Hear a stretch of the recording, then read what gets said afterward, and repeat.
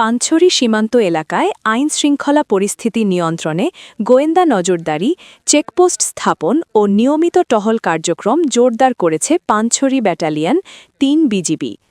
খাগড়াছড়ি থেকে বিপ্লব তালুকদারের প্রতিবেদনে দেখুন বিস্তারিত। বিজিবি সূত্রে জানা গেছে, সীমান্তের সম্ভাব্য ঝুঁকিপূর্ণ ও অবৈধ ক্রসিংয়ের আশঙ্কাজনক এলাকাগুলো চিহ্নিত করে গুরুত্বপূর্ণ ৩টি স্থানে চেকপোস্ট স্থাপন করা হয়েছে। এসব চেকপোস্টে নিয়মিত ব্যক্তি ও যানবাহন তল্লাশি চালানো হচ্ছে। এদিকে সাম্প্রতিক ওসমান হাদির ওপর হামলার ঘটনায় জড়িতদের শনাক্তে সন্দেহভাজনদের জিজ্ঞাসাবাদ ও বিশেষ তল্লাশি কার্যক্রম অব্যাহত রয়েছে। বিজিবি জানায়, দেশের সার্বভৌমত্ব, সীমান্ত নিরাপত্তা ও সাধারণ মানুষের জানমালের সুরক্ষায় তারা সর্বদা সতর্ক। পরিস্থিতি বিবেচনায় প্রয়োজনে নিরাপত্তা ব্যবস্থা আরও জোরদার করা হবে।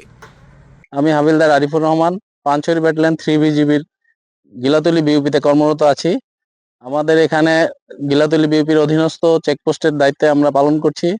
এখান থেকে কোনো ধরনের বাংলাদেশের অভ্যন্তর থেকে কোনো ধরনের সন্ত্রাসীমূলক কাজকর্ম করে যেন পালাতে না পারে সে ব্যাপারে সজাগ দৃষ্টি রাখছি এবং প্রত্যেকটা গাড়ি তল্লাশির মাধ্যমে আমরা চোরাচালান নির্মূল প্রতিরোধ গড়ে তুলছি এবং ভবিষ্যতেও এই ধরনের কার্যক্রম চলমান থাকবে।